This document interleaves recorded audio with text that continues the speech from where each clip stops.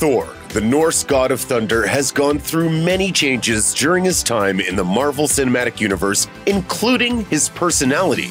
Alongside his learned wisdom and merit, Thor has become quite the jokester. Here are the God of Thunder's jokes in the MCU, ranked worst to best. The first entry into our rundown of the God of Thunder's jokes in the MCU comes in his very first appearance, 2011's eponymous solo outing. Having just been put in place by his father Odin, played by Anthony Hopkins, Thor's trying to convince his compatriots to go with him to Jotunheim. He hopes they'll see how the frost giants managed to break through Asgard's defenses in their attempt to steal the casket. As Lady Sif reminds him, Odin forbade such an action, but Thor persists in his manipulation. Thor asks, "My friends, have you forgotten all that we have done together?"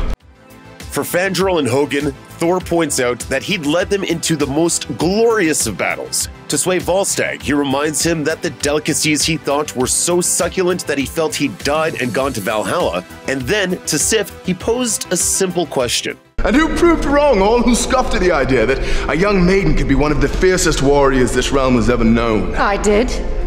True, but I supported you.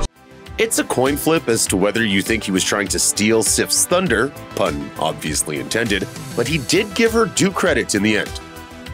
In Thor's second standalone movie, The Dark World, he's cracking more jokes than in the first, probably as a result of hanging out with Tony Stark in 2012's first Avengers film.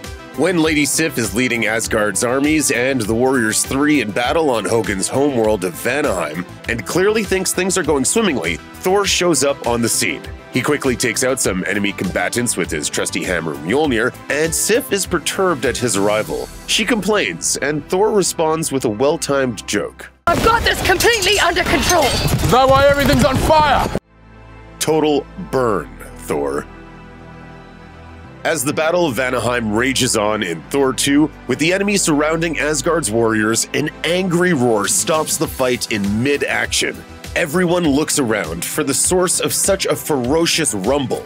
That's when a giant Cronin warrior appears and marches toward Thor. MCU fans who have seen Thor Ragnarok may think this massive humanoid warrior made of stone is the same type of being as Korg, played by Taika Waititi. They'd be right in thinking this is a Cronin and thus the same species as Korg. However, according to the DVD commentary for Thor: The Dark World, this Cronin actually is Korg, and the version who appears in Ragnarok has been retconned by Waititi, who also directed the film.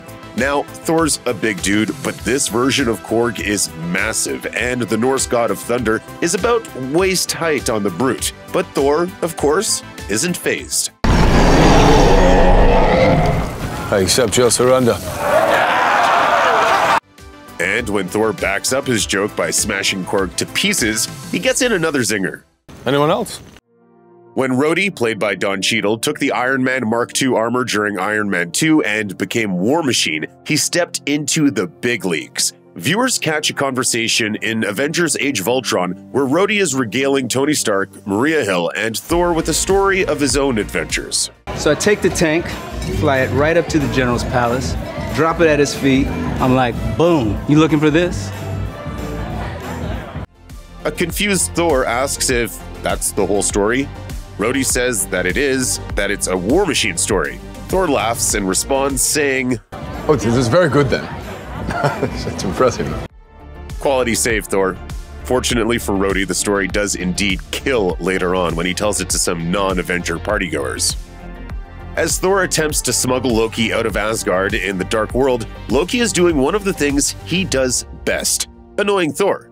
Loki first takes the form of an Asgardian warrior, then takes up his own likeness again and makes his brother look like Sif. Then Loki takes the form of one of Thor's more recent allies, Captain America, played by Chris Evans, and offers to have a rousing discussion about truth, honor, and patriotism. Loki realizes that nagging Thor isn't working out, so he finally just asks Thor for a weapon to make the escape easier. Thor locks eyes with Loki's and appears to be rustling around for something for Loki to wield. At last. Little common sense. As it turns out, Thor did use his common sense. He handcuffed the trickster. I thought you liked tricks. It's no secret Loki has done a great many horrible things. He's betrayed pretty much everyone he knows, Thor included. He's manipulated everyone he's ever met, Thor included. He's tried to kill pretty much everyone with whom he's come into contact, Thor included. These shenanigans play out over the course of the first 2 Thor solo films and the first Avengers movie. When we get to Ragnarok, it's more of the same, whether on Asgard, Earth, or Sakaar, as Thor, Valkyrie, and Bruce Banner discuss their exit strategy and how to get through a wormhole terrifyingly dubbed the Devil's Anus. Our favorite trickster chimes in with an offer of assistance, causing Banner to pull the other 2 into a sidebar. Banner says that he had just been talking to Loki and he was perfectly ready to kill any of them. Valkyrie agrees, mentioning Loki had tried to kill her. Thor, who is the obvious expert on Loki's attempts at murder, concurs, noting his adopted brother has tried to take his life on, quote, many occasions, before describing one in particular. He transformed himself into a snake, and he knows that I love snakes. So I went to pick up the snake to admire it, and he transformed back into himself, and he was like, yeah, it's me! And he stabbed me. It's no secret that Loki has a thing for stabbing people, especially in the back, but at least Thor got a funny story out of it. Dr. Bruce Banner deals with a lot of doubts and insecurities, given the great beast that lives within him. While he's able to summon the Hulk at will, getting the big guy to stand down is an entirely different matter. But by the time Age of Ultron rolls around, he seems to have developed a system of de-escalation with Black Widow involving holding hands and a lullaby. That doesn't stop him from being dejected about the entire situation after they had to call a code green in their attack on Strucker's compound in the opening sequence of the film. As they're flying back to Avengers HQ aboard the Quinjet, Natasha asks Bruce when he's going to trust her, and he responds with the obvious answer that it's not her that he doesn't trust. So she enlists another teammate, perhaps the wrong one, to weigh in, asking Thor what he thinks of the Hulk. Thor responds with good humor, as usual. Gates of hell are filled with the screams of his victims. When he sees that neither Natasha or Banner is in the mood for his jokes, he quickly walks back his remarks. No, wounded screams, mainly whimpering, great deal of complaining, and tales of sprained deltoids and gout. Another quality save. In Ragnarok, Thor proves his mettle by surviving an encounter with the Grand Master's champion, aka the Hulk. Afterwards, Thor's living conditions improve immensely. He's no longer living among the rabble of lower-card fighters like Korg. As a main eventer, he's in the penthouse-level quarters with his opponent, the Hulk. There's training equipment befitting a champion, including what every noble warrior needs: a hot tub. Great for soaking sore muscles, it's an essential tool for a fighter's rest and recovery. We're guessing most athletes choose to soak in a pair of trunks or other undergarment when in a group setting, but not our Hulk, which Thor finds out when pressing him for information. Thor asks him how he arrived on Sakaar. Hulk explains that he came there when the Quinjet he took at the end of Age of Ultron crash-landed there. Well, he offered the one-word response of Quinjet, and then mimed a crash with his hand, but it's all there in the subtext. Naturally, Thor wants to know where the Quinjet is now so he could potentially use it himself. Having just demonstrated his propensity for showing rather than telling, Hulk gets out of the tub fully nude to point out where the crashed Quinjet is, giving Thor an eyeful as he walks to the window. He's very naked. That's in my brain now. Thor's only got a few friends at his disposal when stranded on Sakaar in Ragnarok, and they're not exactly keen on helping him escape.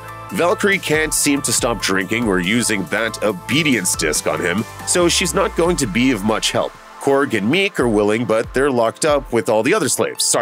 Prisoners with jobs, so he can't expect much out of them. He needs Hulk's help, and he's going to do his best to convince the great green brute to help him out, even if it means a bit of manipulation. Thor tells Hulk, this is what friends do, they support each other. Even so, Hulk insists that Thor is Banner's friend and not his. Banner's friend! I don't even like Banner. I'm into numbers and science and stuff.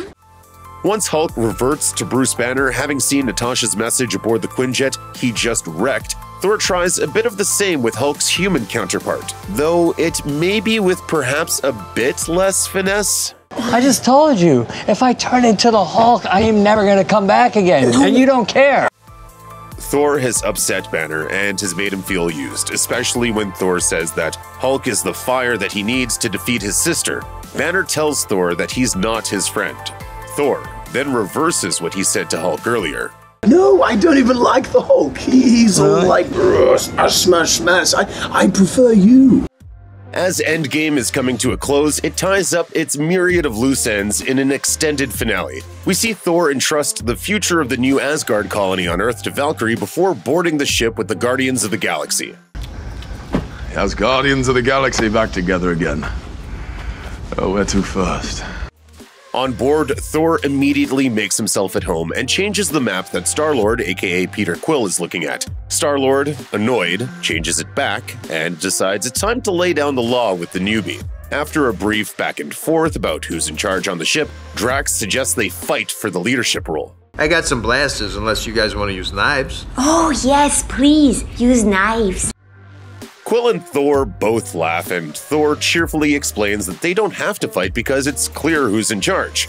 There shall be no knifing one another, everybody knows who's in charge. After a brief, uncertain pause, Quill asks, quote, "Me, right?" Thor's response says it all.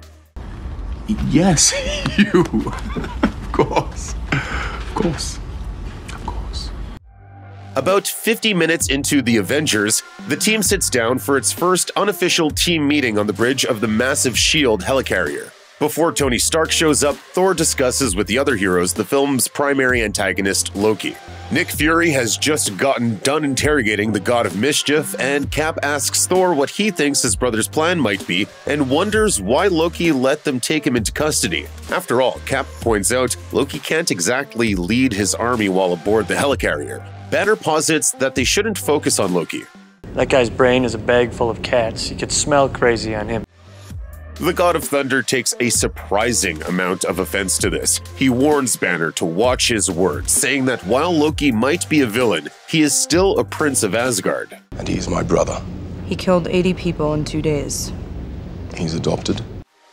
Things get tense in the elevator scene in Ragnarok as Loki leads Thor to the Grandmaster's ship. Loki says he's probably better off staying on Sakaar, and Thor agrees, to his surprise. Thor says Sakaar is perfect for his brother, that it's, quote, savage, chaotic, lawless.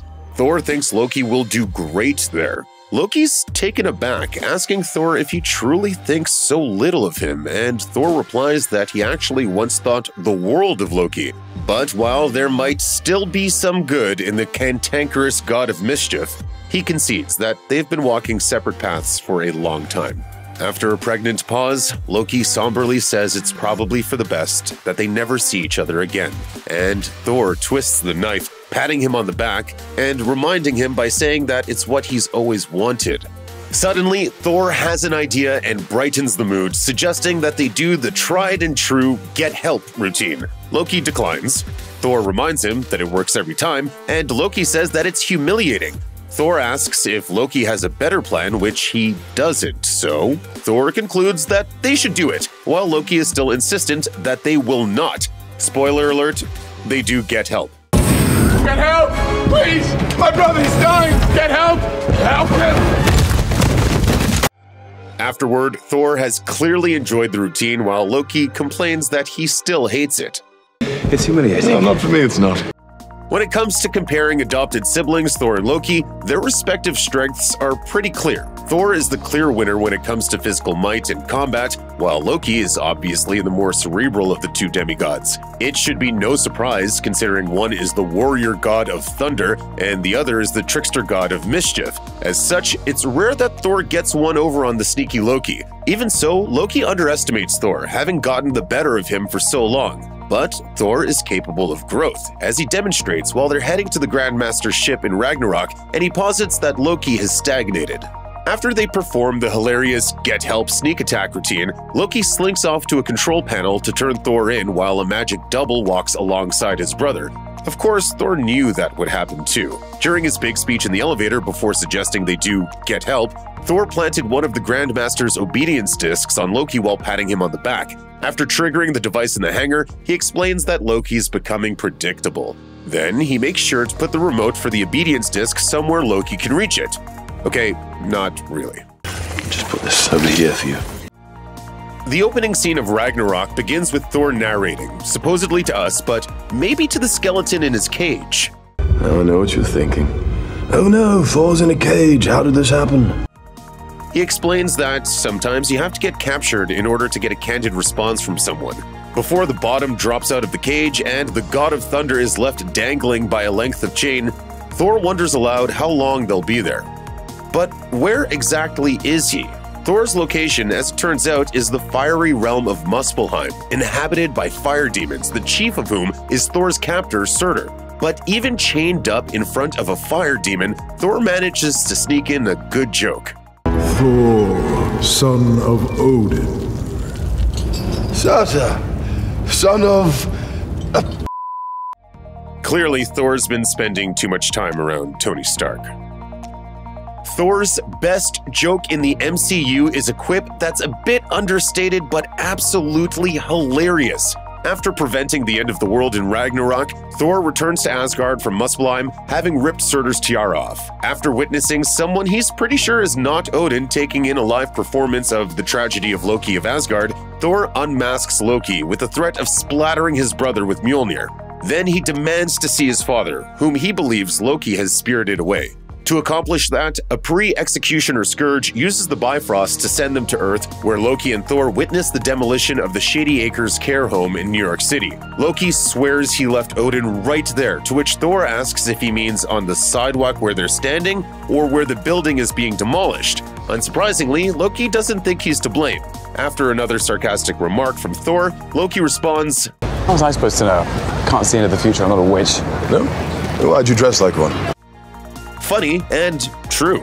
With the black-on-black suit and shorter-length greasy hair, Loki indeed looks like he just stepped off the Hogwarts Express. Take your best guess which house he'd belong to.